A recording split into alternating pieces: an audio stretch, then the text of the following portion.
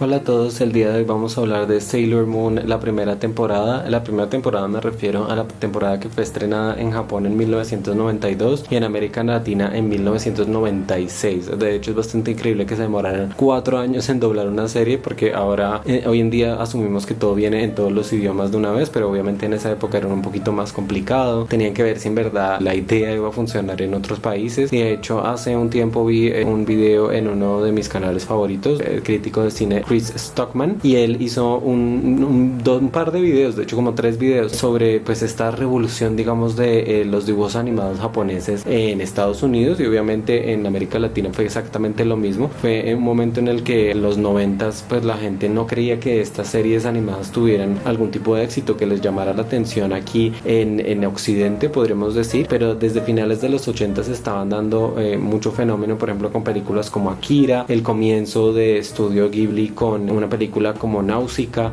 Ya había un precedente digamos para que esto pudiera funcionar. Obviamente varias series empezaron a mostrarse por todo el mundo: Dragon Ball, Sailor Moon, Los Caballeros del Zodiaco, mucho más tarde Pokémon, Digimon, todos estos que tuvieron un éxito digamos enorme y que digamos en la época actual ha bajado un poco. De hecho yo no creo que haya series tan exitosas como esas ahora que vengan del Japón. Obviamente ustedes me dirán, no, yo estoy viendo esta o la otra o esta o la otra, pero a veces son éxitos momentáneos o no duran tanto en el tiempo, no tienen como ese impacto cultural. Si hoy ustedes le dicen a una persona en Perú, en Chile, en Brasil, en Europa, en Asia sobre Sailor Moon, todos van a saber quién es Sailor Moon, van a saber cómo se viste, van a saber un poco sobre qué va la historia y cómo iba cada capítulo, digamos la estructura de cada capítulo. Lo mismo pasa con Pokémon, lo mismo pasa con Los Caballeros del Zodiaco, lo mismo pasa con todas estas grandes series japonesas que tenían cierta estructura y que eran bastante, eran un éxito completo, digamos. Todo el mundo los conoce, todo el mundo sabe quiénes son esos personajes, entonces funcionan obviamente bastante bien. A mí me sorprende que después de tanto tiempo la serie todavía sea tan cómica, porque me estoy viendo la primera temporada de nuevo.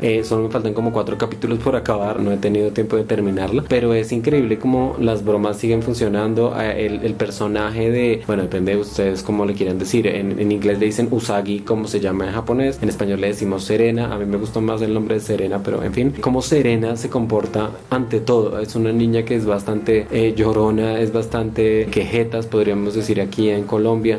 Mejor dicho, todo no le gusta, todo es complicado, todo es difícil, pero vive enamorada del amor, digamos. O sea, le encanta todo lo que tiene que ver con amores, no sé qué, y Tuxedo Mask y todas estas cosas. Entonces es muy chistoso porque tiene unos lados completamente opuestos y es valiente cuando no necesita ser valiente, pero cuando es una niña y ya, y es una niña, y me parece súper interesante que incluso en esa época ya es una niña y asume las cosas y hace lo que tiene que hacer, pero no deja de ser ella misma, y me parece completamente válido y muy interesante. Obviamente algo que también se relaciona con Sailor Moon es todo el fenómeno de los Power Rangers, y creo que la estructura de un capítulo de los Power Rangers, si ustedes vieron las primeras temporadas, que espero que sí, hace muchos años las vi, tiene la misma estructura como capítulo de Sailor Moon, con el villano digamos del día, digamos lo que ocurre digamos en la vida de ellos, de los héroes, y cómo esto se ve afectado por el mal que llega a su puerta más o menos. Entonces es bastante gracioso que tengan la misma estructura, porque digamos que yo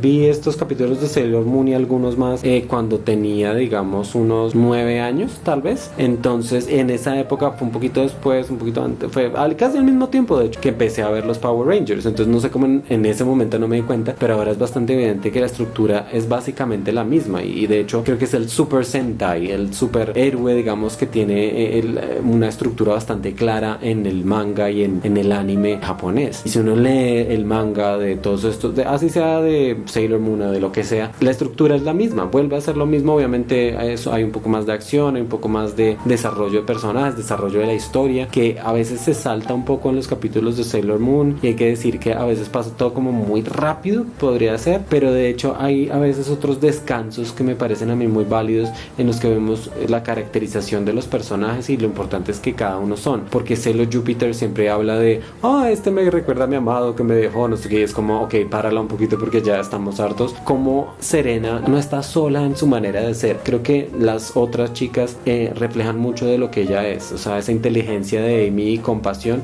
la tiene Serena en cierta medida.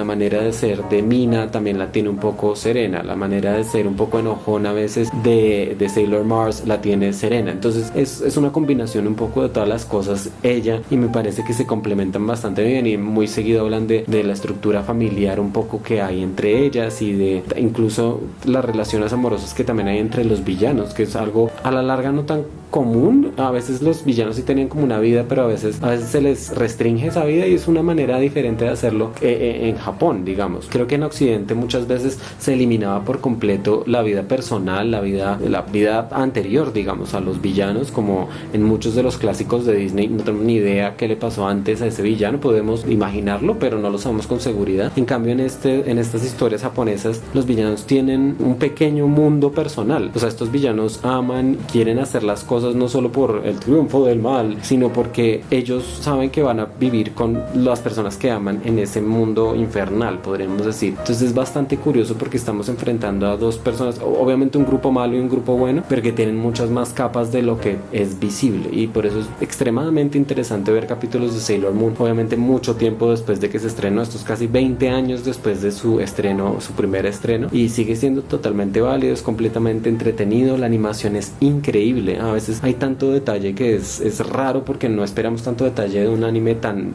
viejo, podríamos decir, pero lo hacen completamente bien. Al menos el doblaje en español a mí me encanta, me parece completamente bien hecho. No hay como mexicanismos o regionalismos que a veces sí se meten hoy en día. Si ustedes ven el doblaje de Shrek, por ejemplo, nada que ver con lo que se hacía antes. Antes trataban de hacer un español neutral, pero con un acento latino bastante característico que funcionara para nosotros y que no nos sacara como de onda, digamos, como que no nos sacara del contexto del cuento, de la historia que estábamos viendo. Entonces por eso todo lo que tiene el proyecto de Sailor Moon es completamente interesante. La historia de esta gran heroína, las diferentes entidades que se enfrentan una con la otra, es bastante mágico, y obviamente que llama la atención a las niñas más que todo. Creo que es una historia dedicada a las niñas y casi que hecha para ellas, pero también hay mucho para los niños y para los hombres, y aunque a veces puede haber unos momentos en algunos capítulos que ya no funcionarían hoy en día si se volvieran a hacer, creo que la historia en gran medida es bastante de avanzada, porque es un grupo de mujeres que se enfrenta al mal, y el mal la mayoría de las veces son mujeres,